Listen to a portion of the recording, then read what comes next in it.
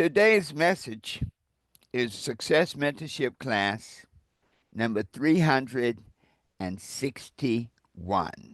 361. Can you imagine that? And our topic for today is what is love?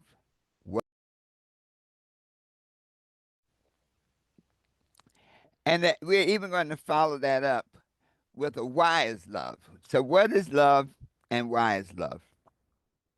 Much of what we teach is based on our book, The 12 Universal Laws of Success, and just the life lessons that we have experienced over the many years that we have been on this journey. I invite you to visit our website, herbertharris.com, and get a copy of our book, The 12 Universal Laws of Success, and look at some of the other goodies we have there, the Success Toolbox, the New You for the New Year Home Study Course, all things designed to help you be, do, and have anything you desire. Before we get started, let us do a meditation to get us centered on who we are, what we're about, and what we're about to do. So let's just close our outer eyes for a moment, open our inner eyes. Take a deep breath and hold it. Let it out slowly.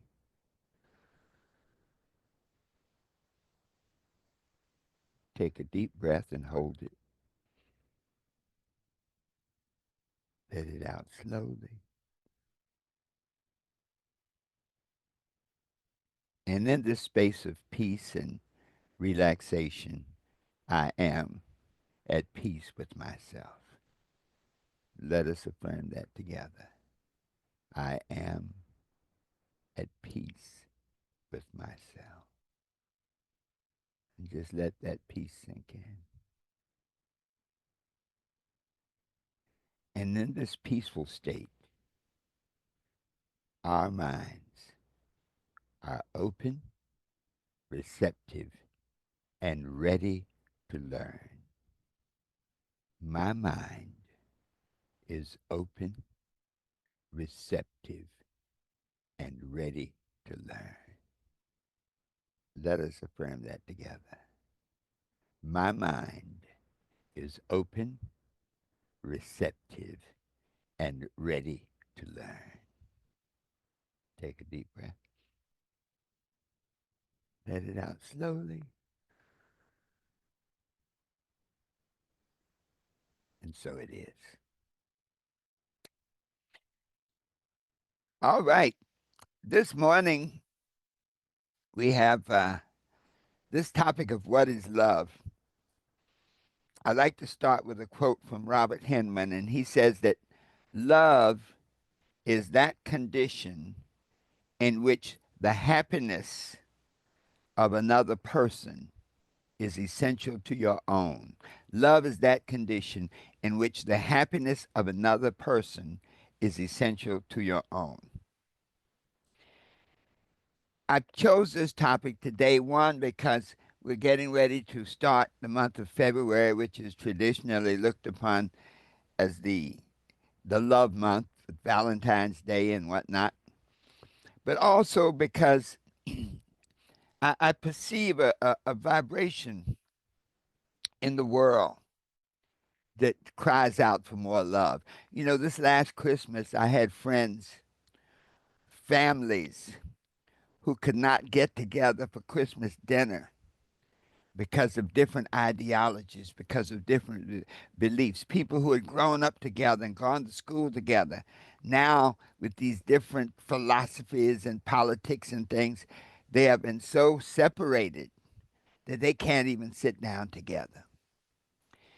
And so when I thought about that, many of us are entrepreneurs and many of us are people who are involved in helping people transform their lives in meaningful ways. And so it's important to understand, how do we get beyond this? How do we get past this? When we look at in our families and even in our interpersonal relationships in our cities, in our states, in our country, in the world, there's this seems to be this worldwide vibration of wars and hate and division and all those kind of things. Very often we who are in, we might say, the positive aspects of the world, um, we often tend to ignore it, trying to focus on the positive. But I always say life is like a garden. And in a garden, of course, you must plant weeds and cultivate you must plant flowers and cultivate them. You never have to plant weeds. And so it is a part of the normal cycle of life that weeds grow, negative ideas grow, negative mindsets grow, negative ideologies grow. But there's one very, very powerful thought, and it says that love is the answer. In Marvin Gaye's "What's Going On," and I'll tell you this, folks, that that entire program. Let me do something one moment. That entire program of "What's Going On" was such a powerful thing that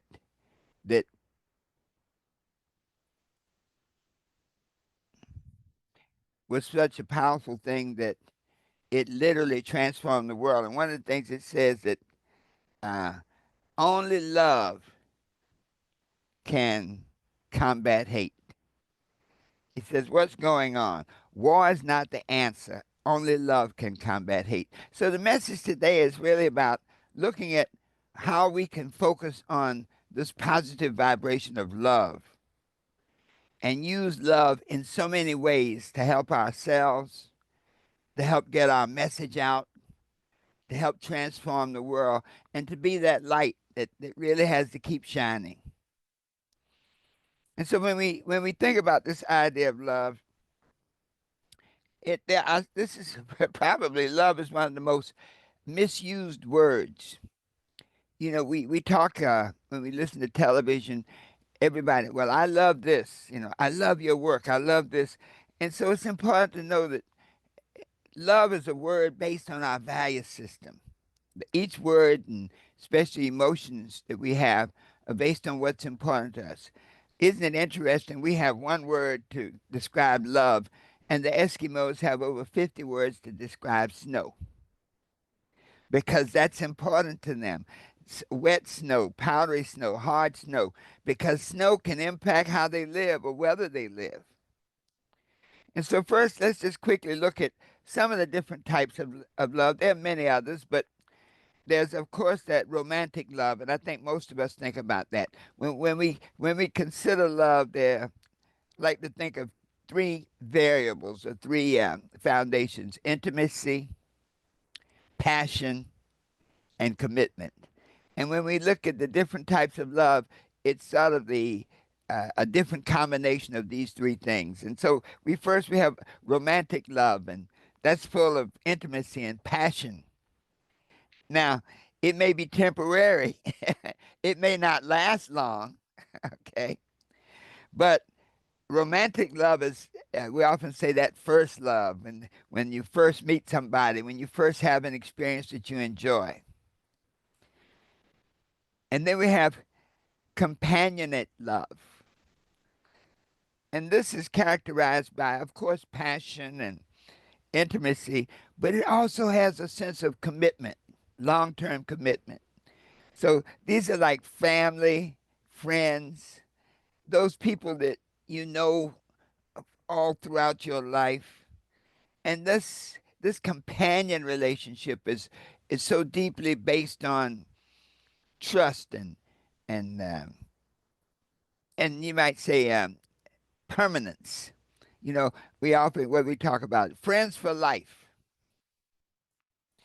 then we have the consummate love, and this is really that kind of love that has all the things. It has intimacy, it has passion, but it also has commitment. This is like a marriage, and when people make a commitment to be together, for the rest of their lives, as they say, be together until death do us part. It requires maintaining this passion and this intimacy and this commitment over time. Then, of course, we have self love. We're going to talk more about that this morning.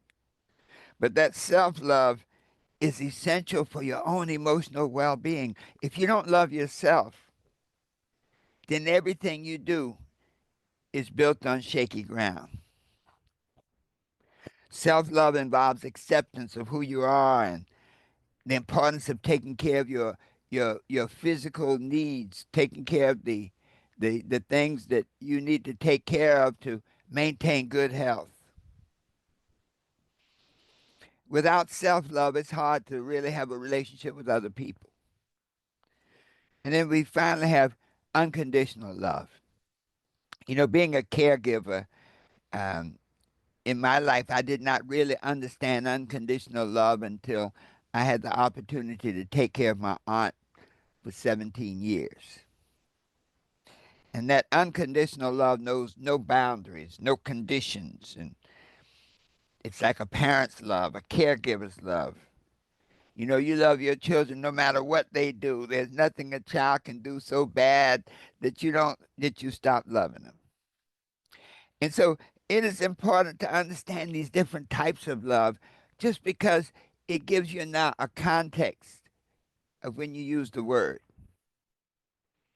So now we're clear on the types of love. Let's look more now at, we might say, the forms of love, the levels of love.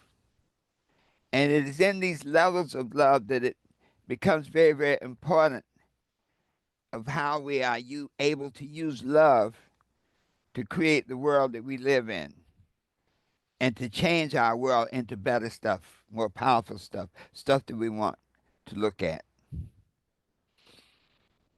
The first level of love is the level of love with the Creator, God, whatever name you relate to it, but love with the Creator. And this idea of love with the Creator is a powerful one because it's saying not just who you are, but whose you are. One of the spiritual principles says that man, and man often interpreted as mind, was created in the image of the Creator, in the image of God. And so, therefore, man has certain capacities that other things don't have. For example, basically, everybody's born good. Children of any variety, they come into the world with a clean slate. And so, everything that evolves from that is basically learned behavior. And so, man, I have squirrels in the yard. And my squirrels understand they get along fine. They get the acorns, they run around. We have birds. Basically, every creation on the planet operates in the nature of its own good. For example, man is the only creature that kills for sport. All the other animals, all the other creatures, whatever they do, it's because it's necessary for their survival. Man is the only one that kills for sport. So it lets us know that man has a very, very special capacity just by virtue of being created, of being alive. And so when we start talking about this word love, to have that relationship with the Creator where you embody all the attributes of the Creator, but you also embody, we might say, the positive aspects of the creation, the good, the great. And so this idea of love of source says, who are your people? When you're in the South, they often ask you, who are your people? Who's your family? And based on that, they determine how to interact with you. That's the Jones family, the Smith. They're always good people. They're hard workers. You can trust what they say. And so this first order of love says that I am related. I am the product of an all-knowing, all-powerful God, and that I am put here for a good purpose. In other words, God does not create junk. And this is not a religious talk. This is I call it spiritual, practical spirituality. that each of us is born for a specific reason, a purpose. And so when we know whose we are, that gives us the context of saying now the second level of love is the love of yourself, to know who you are. And so if your basic assumption, ground zero, says, I come from a good family, you know, when we look at the prodigal son, we often talk about that allegory, and where the prodigal son had gotten his possessions and gone off into the far country, wasted all of his money, and ended up in the pig pens of life. And when you're in the pig pens of life, it's not pleasant. And when the prodigal son was in the suffering, he said to himself, in my father's house there is food enough and more. And so this is saying now that wherever condition you're in right now does not define you, because you come from a good source. And he said something very interesting. He said, I will arise and go to my father. And so this now says that this love of source now can help you clarify that love of self, knowing who you come from. And knowing now not only who you come from, that you're here for a reason, for a purpose. You didn't just drop out of the sky. That just the fact that you're alive and breathing, you have an important purpose. The next level of love is love of other people. And see, this is so profound because each level of love builds on the one before. It's challenging to love other people if you don't love yourself. And so this thought of loving other people now requires that you first love yourself. That if you don't know who you are, then the world will define you. If you're not clear on who you are, then you will let other people define you. You know, many of us live our lives based on somebody else's expectations and definition of who they think we should be. So this idea of knowing who you are now gives you the capacity to interact with another human being now, looking at this balance between you and them. That there's a commonality between each of you. You know, when they say namaskar, it's very interesting. You know, it's like, I honor the place in you where we are one, is a loose translation, that we all are human beings and come from a certain specific place. But when we look at this idea of love for other people, it's something that we really have to delve into, because many times people will be in a relationship not out of love and kinship, but out of fear of being alone. And people have to accept the love when you have an interaction between people, between you and another person. Then each person has a different capacity for love based on their consciousness.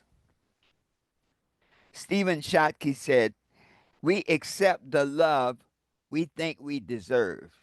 I'll say that again. We accept the love we think we deserve. And so, therefore, if we, building on this paradigm, we come from a good source, we're good people. And so, when we interact with any people, any other person, it's going to be on the basis of goodness and kindness and patience. So this idea of how you interact with another person is powerful, because it now impacts how you can live your life. The way you interact with another person tells you you may or may not have access to some of the powerful tools, such as the mastermind principle, where you can get together with another person and magnify and multiply your skills, your abilities, your impact. And then finally, that fourth level of love is the love with things. That there's an interesting spiritual principle that says, seek first the kingdom and all these things will be added unto you. And so Things have a subordinate value to consciousness. We often think of people who win the lottery. We say most people would love to have millions of dollars and it will take care of everything in their lives and it will make everything all right. So many lottery winners get millions of dollars but don't have the consciousness that's commensurate or that's congruent with having millions of dollars. And so over time, a large percentage of them lose it and actually have a terrible experience of life based on getting what they thought they wanted, what they thought would make all the difference. Things should serve you and not you serve things. There are people that live their entire lives looking for brands. If something doesn't have a brand name on it, every piece of clothing has somebody else's name on it. And so things can run you. The essence of happiness, though, is that you master things. So now we've dealt with what love is. Let's look at this next thing of why is love important? Why can the proper understanding of it have such a profound impact on our lives and our level of success and achievement? Well, we have to have that love of source because we now, once we acknowledge that we come from a good place, from a good family, then whatever is going on around us does not impact us because we know who we are. So just as the prodigal son, when we acknowledge we come from a good source, so in life, as we go through the changes of life, our circumstances don't define us. We can be poor as Joe's church mouse, but yet have that feeling of worth and value. We need love of ourselves because it's important that we know our value, our self-worth. Many times, I think Eleanor Roosevelt once said that nobody can make you feel bad unless you permit it. That's a loose quotation. But when you love yourself and you value yourself and you see your self-worth, then you have the ability now to define boundaries. Because the world treats you basically the way you permit it to treat you. Many people have an issue with that sometimes and like, man, this is terrible. I don't believe that I'm permitting the world. That's just the way the world is. But this thought of knowing who you are says now that any person, any situation that is not congruent that with your self-worth, anything that you interact with that does not respect and is congruent with your self-worth, with the value you have of yourself, get rid of it. Don't accept it and cast it aside. We must understand loving other people. It's important to love other people, knowing who we are, because we operate. There's certain things that you cannot access by yourself. We are social creatures. And when we talk about the mastermind principle, two or more gathered on one accord, I am the making power. The power to do great things is among them. You can't access that if you don't love yourself. Or when you access it, the universe is harmonic. And so you can have a mastermind of negative people. We see that happening in the world. You can literally have an entire group of people whose entire frame of reference is based on hate, division, and all that negative, nasty stuff. And their reality is just as real to them as our reality is to us. But when we know who we are, we can reject that kind of thinking. The power, though, of understanding that love of other people is the golden rule. The golden rule says, do unto others as you would have them do unto you. So if you value your life, you value yourself, then you would not do something to somebody else that devalues or undervalues them, that harms them. With just that rule alone, we'd eliminate all the wars. We'd eliminate all the meanness and all the hatred. Do unto others as you would have them do unto you. You know, hurt people hurt people. And so when we look at our lives and the people that we're attracting into our lives, some of them may be negative. Some of them do mean things to us. Don't curse them. Go look in the mirror and ask yourself, what vibration am I sending out that's calling these people into my life? What boundaries am I not establishing that folks treat me any way they feel they want to?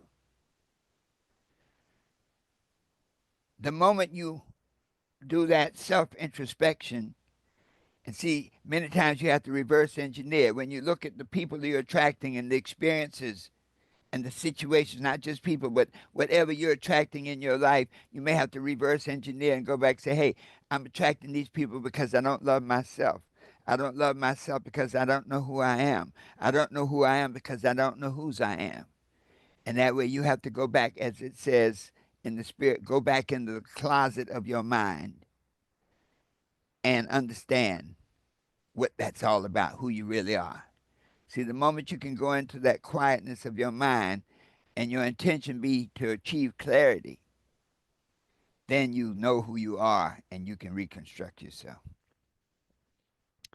And then finally, we need love in dealing with things. When we are the master of things, we can do incredible good stuff for the world. You know, when we look at our money and our material possessions, we ask that question, how can my money, how can my material possessions help other people? How can what I've accomplished, my success, my material rewards and gains, how can they be a blessing to the world? You know, I have a lot of respect for LeBron James. Very few people realize that LeBron James has sent over 3,000 young people to college, full ride scholarship. He set up schools. I know I'm sure there are a lot of other billionaires who've not used their money in such a powerful, impactful way. And so when we get that understanding of that right relationship, that love for material possessions, where we love them as servants to do our good rather than as masters that have us working for them. So I know we've had a long journey today talking about love, but let us summarize that love is really that relationship where you are concerned about how someone else feels. That there are different levels of love, different types of love that can transform you from where you are to where you want to be. That you have romantic love and companionate love and consummate love and self love and unconditional love. All of these are manifestations of the love capacity you have. That you have levels of love, love with your source to understand whose you are, love with yourself to understand that you're a good person and put here for a profound reason, love with other people, with that idea that together we can create powerful things through principles that we can only access by having relationships with other people. And love of things, using things as a power tool to transform our lives and to transform the lives of the people we interact with. When we can understand and comprehend and relate to this this power of love, of what is love and why is love, we realize that love is a great tool that can help us create the lives we desire, that can help us be what we want to be, do what we want to do, and love can help us have anything we desire in proper balance, proper consciousness, always knowing that the best is yet to come. So let's let that sink in this morning. Those on Instagram, those on YouTube, thank you so much for joining us. Please share this broadcast with at least three other people and join us again every Saturday morning at 8 a.m. Those of you on Zoom, hold on for our discussion. I invite all of you to visit our website, www.herbertharris.com. Be sure to get a copy of our book and see some of the other powerful goodies there that can help you transform your life from what it is to whatever you want it to be. Always knowing that the best is yet to come. And so it is.